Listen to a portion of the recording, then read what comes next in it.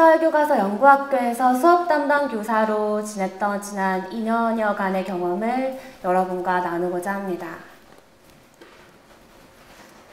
교사가 되고자 하는 한 학생이 있었습니다. 바로 제 동생인데요. 이름은 고연하. 경희대학교에서 조경 디자인을 공부하다가 작년 이맘때쯤 학교를 그만두고 올해 공주사범대학교에 입학했습니다. 영어교사가 되기 위해서였는데요. 그렇게 동생은 예비교사의 길을 걷게 되었습니다. 1학년 1학기 그리고 2학기 2학기에 접어든 동생은 강의 중에 모의 수업을 하게 됩니다. 그 수업을 준비하면서 이런저런 생각들을 하게 되죠. 좋은 수업을 하고 싶어. 어떤 수업 방식이 효과적일까? 가만히 있자. 그동안 배웠던 교수법들을 떠올려보자. 강의법, 토론법, 소집단 협동학습, 팀 티칭, 대형 강의법. 경우에 따라 모두 효과적인 교수학습 방법이 될 수 있어. 그런데 말이야, 나는 특별히 학생들의 협업이 활발한 교실을 만들고 싶어. 무엇보다 수업 준비 시간과 노력이 적게 들면서도 학생 간 상호작용을 증진시킬 수 있는 그런 비법. 뭐 없을까?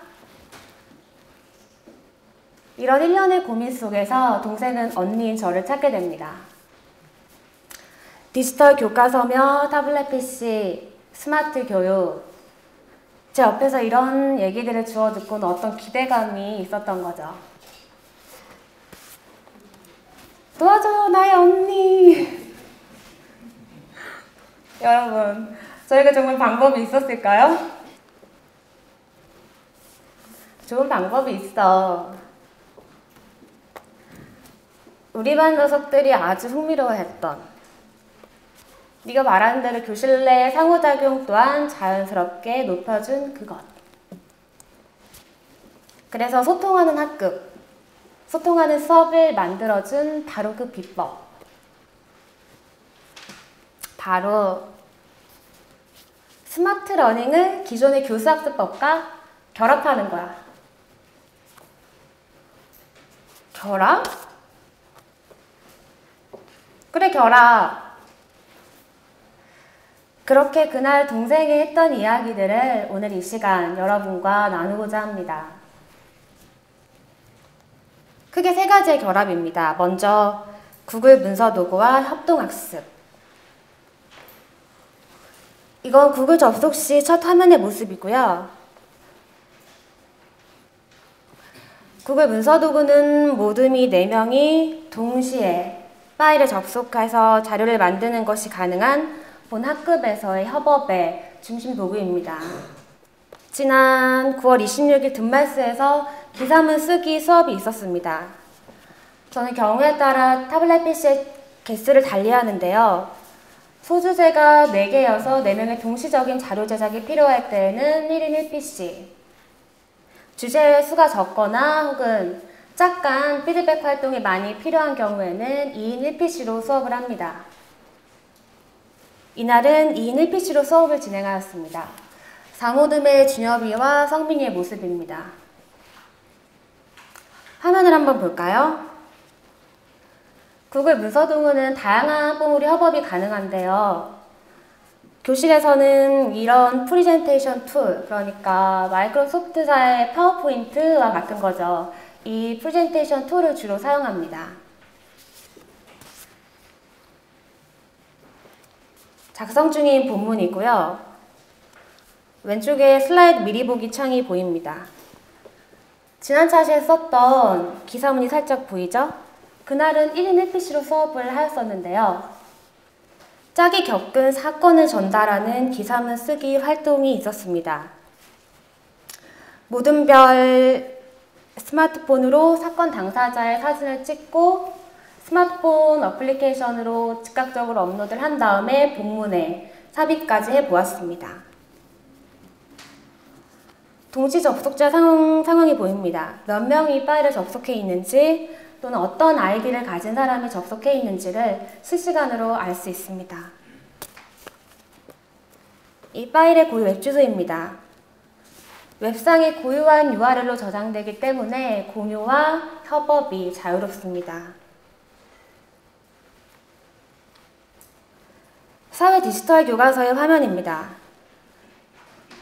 다들 하시는 것처럼 협업을 통해 자료를 만들 때에는 이렇게 교과서를 기본으로 사용합니다. 본문에 노란색의 빈칸이 보이죠? 네, 이걸 클릭하면 어떻게 될까요? 네, 맞습니다. 숨어있던 내용이 나타나죠. 이 장치는 내용 집중도를 높여줍니다.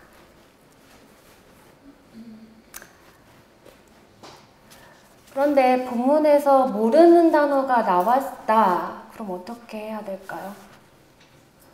교과서를 읽는데 상당히 5학년 학생들이 어려워하는 단어도 꽤 나오거든요. 어떻게 해야 될까요? 네, TPC가 1인당 1개가 있는 저희 학급에서는 먼저 이 디지털 교과서를 잠시 닫고 바탕화면으로 가서 웹브라우저를 연 다음 검색을 할 수 있겠죠. 근데 이거보다 좀 쉬운 방법 없을까요? 네. 있습니다. 디지털 교과서 안에 숨겨있는 기능인데요. 먼저 그 해당 단어를 드래그 한 다음 마우스 우클릭 메뉴에서 검색을 선택합니다. 다들 아시죠? 위키피디아 백과사전. 네, 그 위키피디아 백과사전으로 연결이 됩니다. 와우.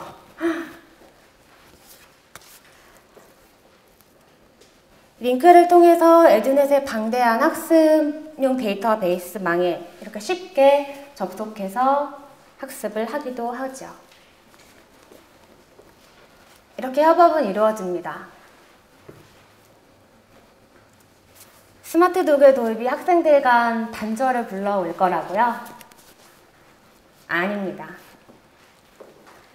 이렇듯 구글 문서 도구의 도입은 우리 학급 25명의 학생들을 연결시켰습니다. 협업하도록 하였습니다. 협동학습의 훌륭한 도구로서 말이죠. 그런데 아시죠? 이 도구의 사용은 선택적이라는 사실. 교사의 상황과 필요에 따라 도구를 선택할 수도 선택하지 않을 수도 있습니다. 근데 한번 사용해 보세요. 그리고 선택의 즐거움을 느껴보세요. 두 번째는 스마트 패드 미러링과 강의법의 결합입니다. 다들 이미 미러링 하고 계시죠? 보통은 교사의 그 데스크탑 모니터 화면을 교실 내에 있는 프로젝션 TV에 미러링해서 사용하고 계신 것으로 압니다. 저도 즐겨 사용하는 아이스크림을 그렇게 미러링해서 사용하고 있습니다. 그 미러링을 스마트 패드와 결합하여 보았습니다. 까만 펜 지우기 활동입니다. 이렇게 사회교과서 PDF 파일을 스마트 패드에 넣어서 활용합니다. 먼저 PDF 어플 내에 있는 그 펜 기능을 통해서 교과서의 핵심 워드를 지웁니다. 그리고 학생들과의 문답을 통해 하나하나 알아가는 것이죠. 아이들도 무척 좋아하고 집중도 또한 높습니다. 교과서 내용을 단기간에 암기하거나 혹은 기억하게 할 때 아주 효과적입니다. 네. 학생들은 이렇게 디지털 교과서의 펜 기능을 이용해서 잠깐 이 활동을 합니다. 얼마나 집중해서 하는지 다음 활동으로 넘어가기가 미안할 때가 많아요. 교과서에 실린 그림을 PDF 어플에 담아서 수업하고 있습니다. 패드의 특성상 그림의 줌인, 줌아웃이 가능하기 때문에 시각적인 설명에 아주 효과적입니다. 화면의 사방을 보시죠. 학생들의 시선을 방해할 만한 요소가 전혀 없습니다. 화면의 움직임을 보시죠.